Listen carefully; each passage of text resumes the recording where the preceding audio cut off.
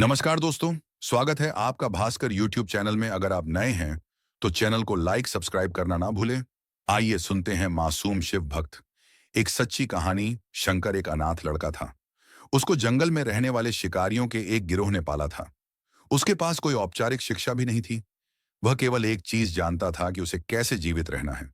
शिकार करना और उनको मारना, तथा जंगल के फलों को खाना और नदी के पानी को पीकर अपने आप को जीवित रखना जानता था। एक दिन वह अपना रास्ता भटक गया और उसने देखा कि कुछ लोग नदी के किनारे पर बने एक पत्थर की आकृति के चारों ओर जोर जोर से चिल्ला रहे हैं। कुछ लोग उस पर फूल, फल और नारियल चढ़ा रहे हैं। शायद उसने सोचा यह कोई मकान होगा जिसमें लोग रहते होंगे, पर यह एक प्राचीन मंदिर था। लेकिन शंकर ने इसे पहले कभी नहीं देखा था, पर इसके बारे में जानने के लिए वह काफी उत्सुक था।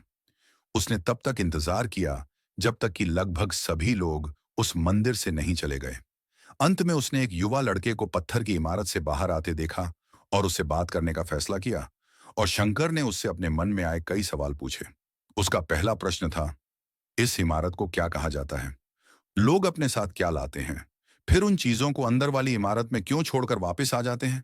चीजों को अपने साथ लाना और उन्हें अंदर छोड़कर वापस चले जाने पर वह लड़का शंकर की अज्ञानता व मासूमियत पर बहुत ही हैरान था और उसके सवालों से चकित भी था। पर यह वह नहीं जानता था कि वह पास के जंगल में रहता है और शिकार करके ही अपना जीवन यापन करता है। लेकिन फिर भी उसने उसके सवालों के जवाब देने की पूरी कोशिश की। उसने शंकर को बताया, यह भगवान शिव का मंदिर है। लोग यहाँ उन्हें फल और फूल चढ़ाने आते हैं। वे शिव भगवान से जो चाहते हैं वह मांगते हैं और शिव उनकी सभी की प्रार्थनाओं को सुनते हैं। यह सुनकर शंकर तुरंत मंदिर जाना चाहता था। लड़के ने उसे अंदर का रास्ता दिखाया और शिवलिंग के बारे में बताया। शंकर ने मासूमियत से लड़के से पूछा, यह शिवलिंग क्या चीज है और हमें क्या देता है? लड़के ने बताया, हम शिव से जो मांगते हैं वह हमें दे देता है। हम सब ऐसा मानते हैं। लड़के ने कहा, अब अंधेरा हो रहा है, अब मुझे घर जाना होगा।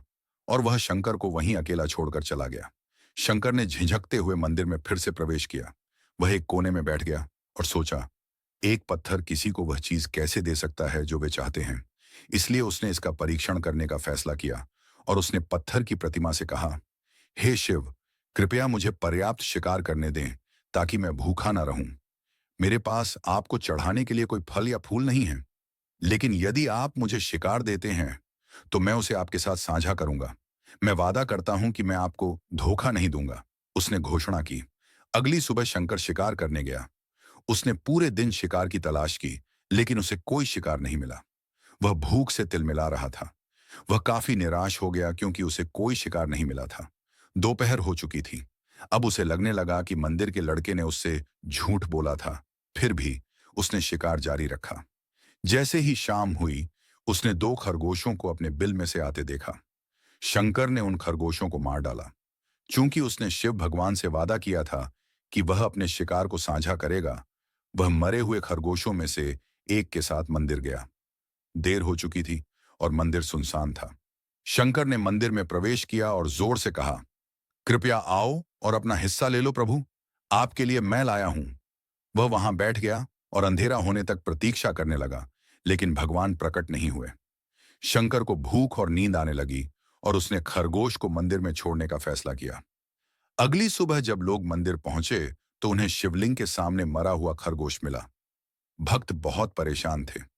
यह यहाँ कौन लाया है? उसने हमारे मंदिर को अपवित्र करने की हिम्मत कैसे की? उन्होंने खरगोश को बाहर फेंक दिया। अगले दिन शंकर अपनी भूख मिटाने के लिए जंगल में शिकार करने गया, लेकिन इस बार उसकी किस्मत अच्छी नहीं थी और उसे शिकार भी नहीं मिला। उसने सोचा, आज रात को मंदिर जाना चाहिए और शिव से पूछना चाहिए कि उनको खरगोश का भोजन कैसा लगा। शंकर यह पूछने के लिए मंदिर गया। जब वह मंदिर पहुंचा तो उसके आश्चर्य का कोई ठिकाना न रहा। उस रात मंदिर में लोगों की काफी भीड़ थी। शिवरात्रि की रात थी, लेकिन अबोध शिकारी लड़के को इस बारे में कुछ भी नहीं पता था। शंकर ने चारों ओर देखा और उस युवा लड़के को देखा जिसने उसको मंदिर के अंदर शिव से प्रार्थना करने के लिए कहा था। चूंकि उसे इतने सारे लोगों के आसपास रहने की आदत नहीं थी, उसने वहीं रुकने का फैसला किया और पास के एक बेल के पेड़ पर चढ़ गया। यह एक लंबा इंतजार था और समय बिताने के लिए उसने पेड़ से पत्ते तोड़कर जमीन पर फेंकना शुरू कर दिया। उसे अज्ञात पेड़ के नीचे एक छोटा सा शिवलिंग था, जिसकी पूजा लंबे समय से नहीं की गई थी। शंकर के द्वारा फेंके गए बेल के पत्ते उस शिवलिंग पर गिरे। शंकर भजनों से मंत्रमुग्ध हो गया और धीरे धीरे साथ गाना और पंचाक्षरी मंत्र का जाप करना शुरू कर दिया। रात भोर में बदल गई और सभी भक्त मंदिर से चले गए। शंकर पेड़ से उतरा और मंदिर में प्रवेश किया। उसने देखा कि शिवलिंग की आंखों पर लाल निशान थे। वे कुमकुम के थे जो लोगों ने लगाए थे, लेकिन शंकर को यकीन था कि शिव को उनकी आंखों में परेशानी हो रही है।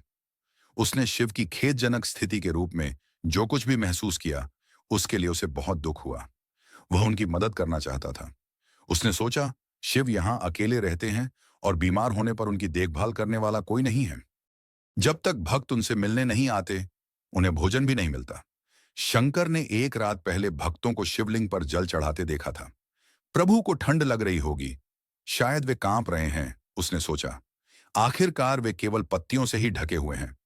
तो उसने शिव से पूछा, मेरे स्वामी, मैं आपकी क्या मदद कर सकता हूं? शायद कुछ खाना या दवा। मैं आपकी सेवा कैसे कर सकता हूं? शिव ने उसे कोई उत्तर नहीं दिया। शंकर ने सोचा, भगवान वास्तव में बहुत बीमार है, क्योंकि वह अब उत्तर देने में भी असमर्थ हैं। वह तुरंत जंगल में गया, कुछ औषधियां जड़ी बूटियों को लाया और लाल निशान पर उनका लेप लगाया, लेकिन कुछ नहीं हुआ। उसने कहा, लगता है कि ये अंधे हो गए हैं। मुझे प्रभु को अपनी एक आंख देनी चाहिए ताकि वह ठीक हो जाए।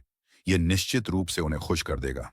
उसका दिल पवित्र था और उसने वहां शिव के हाथ में रखे त्रिशूल को उठाया और त्रिशूल को अपनी दाहिनी आंख की ओर ले गया और अपनी आंख को निकालने का प्रयत्न किया।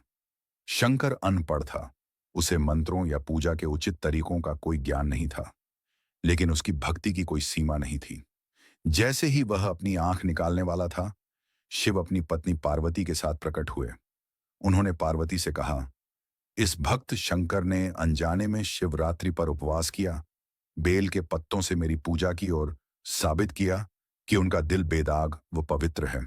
मैं अपने इस भक्त पर काफी प्रसन्न हूं। शिव भगवान ने शंकर से कहा, तुमने मुझे अपनी मासूमियत के कारण जीत लिया है। प्रभु ने मुस्कुराते हुए कहा, लोग मुझसे हर समय झूठे वादे करते रहते हैं और कुछ न कुछ मुझसे मांगते रहते हैं, पर जैसे ही उन्हें मुझसे मांगी चीज मिल जाती है तो वे मुझे भूल जाते हैं। दूसरी ओर तुमने मेरे साथ एक सच्चे इंसान की तरह व्यवहार किया और यह वास्तव में बहुत ही दुर्लभ है। अब से तुम मेरे इस संसार में सबसे बड़े भक्त माने जाओगे और तुम्हारा नाम मेरे साथ सदा जुड़ा रहेगा। तुम कई सदियों तक जीवित रहोगे। इस बात को कहकर भगवान शिव व मां पार्वती अंतर्ध्यान हो गए। तभी से लोग शिव के साथ शंकर भी लगाने लगे। दोस्तों, आपको कैसी लगी मेरी ये वीडियो? कमेंट करके जरूर बताएं।